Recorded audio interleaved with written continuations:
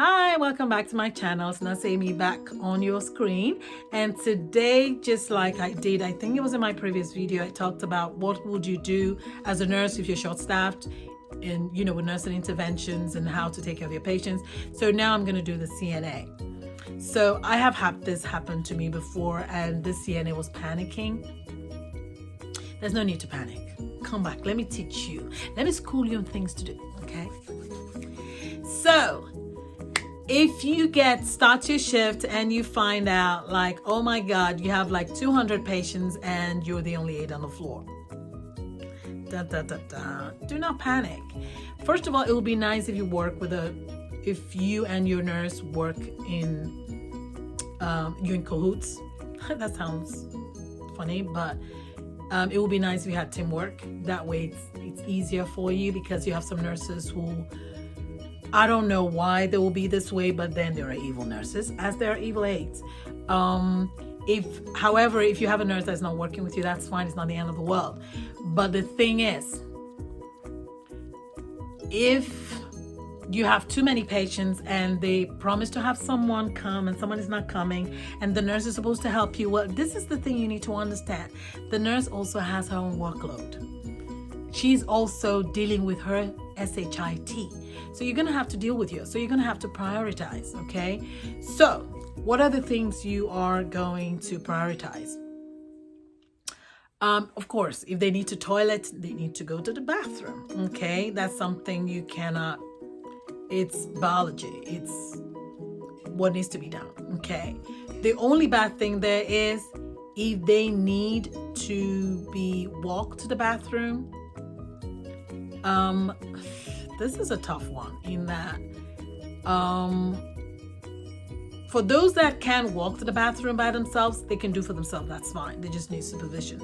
For those that cannot, then it will mean that again, see, look, it might not sound nice what I'm going to say right now. And again, they really do not encourage you to do it in your CNA books, because I teach CNA and I tell them, I keep it real. That's what my students love me. I'm like, here, we tell you these things. There's a way to pass and there's a way to get the job done. Okay. And so when you're out in the field in the work world, it would just mean sometimes if they have a bedside commode, that's what they're going to have to use. If they don't, then they're going to have to use a bedpan. Why? Because it's faster, it's easier for you, as opposed to you running around like chicken with his head cut off, and then you end up falling or hurting yourself. Guess what? The work won't get done anyway. Does that make sense? So toileting is something you're going to have to do. You're going to have to find a way, let your nurse know. Tell your nurse, document. And I've had my students tell me, well, the nurse will want me to still do this and she's going to write me up. You know what? I wish you would. I wish you would. Why do I say that? Well, why would your nurse write you up for doing something that, first of all, she couldn't help you? There's just one you, okay? She's not going to write you up. Like, why are you going to write you? First of all, document.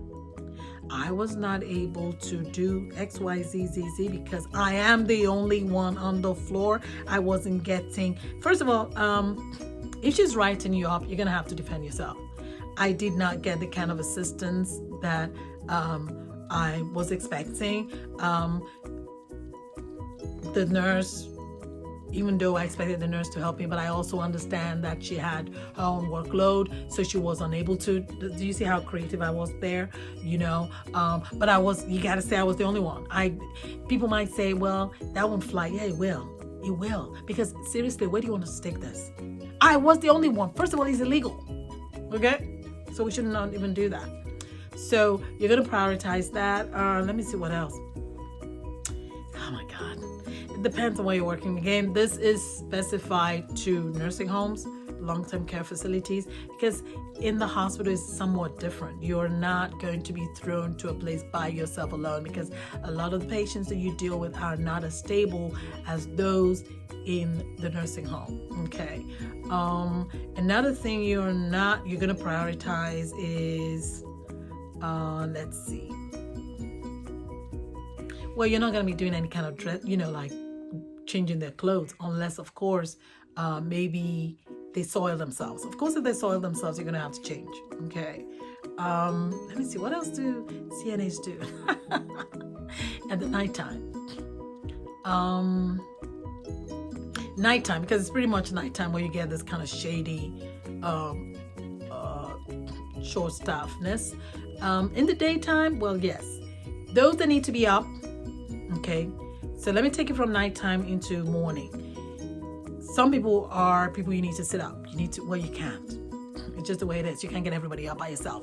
Morning shift come, they're gonna have to help. That's just the way it is. You can't have 49 patients. In my case, the aide worked with me. She started to panic. Oh my God, these people are gonna die. It's the end of the world. What's gonna happen? I'm like, calm down. I need to calm down and take instructions and directions from me. If you don't, then you're on your own, because I'm not going to have to tend to my patient and also have to deal with a hysterical aide. That calmed her down real fast. So what are we going to do? Tell me about your patients. Okay, this one, we're not getting this person up. This one needs to toilet. It's fine. I can let you use the bedpan for them, because I don't want you trying to walk someone to the bathroom and then you have to stay with them and then you have somebody else that needs to go. We're not doing that today. We just cannot. Today is not the day to do that, honey. Okay? And then another thing that we did was, some, for whatever reason, want to take a shower. We're not getting showers tonight. And even if you work day shift, it's not the time to get a shower, honey. We can do a bed bath if we're able to get to that bed bath, because you not having a bed bath at that particular shift, you're not gonna die. Okay. What else? Sometimes for day shifts, you're not, for those that cannot feed, you have to feed them. That's priority, because you want people to be eating. You don't want to starve your patients. Okay. Some nursing homes are known for starving their patients because they think they can feed themselves. Actually, they cannot. Okay, that's another thing. We're not going to be doing nails. We're not going to be doing hair. We're not going to be doing things that are kind of cosmetic. Does that make sense? Okay. Toileting is a big thing. You need to get them. You need to toilet them.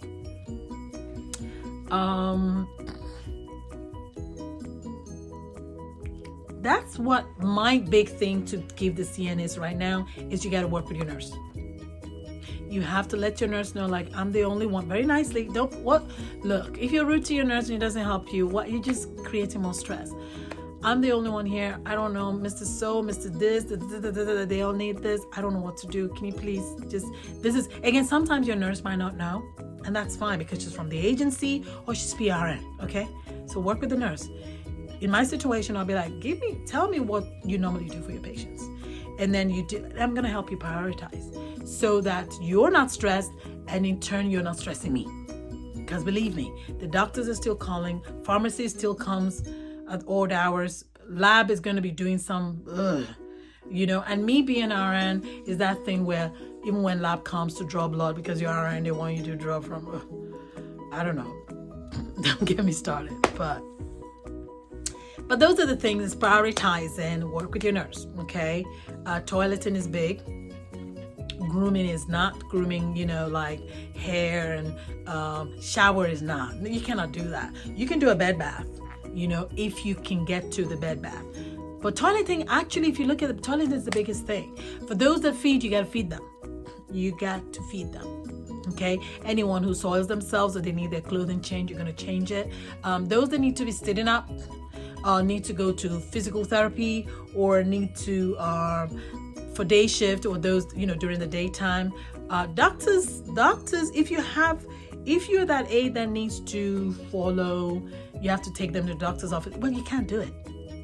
Someone has to go in your place, because you can't leave your patient. You're the only one. Again, like I said, it's not very common in day shifts because people will try to pitch in. But night shift, yes, it can happen. Okay, that we're just not gonna get people up in the mornings. No, sorry, we can't get all 259 people up. Some that need to be up will be up, but you know what? The other shift will catch it. They might not be happy. That's okay. They'll get over it. They'll survive, because you were not happy all through your shift, but you try to make it work, right? So hopefully I have helped you. Okay, if there are other questions, if there are other things you want to add to it, please do not hesitate.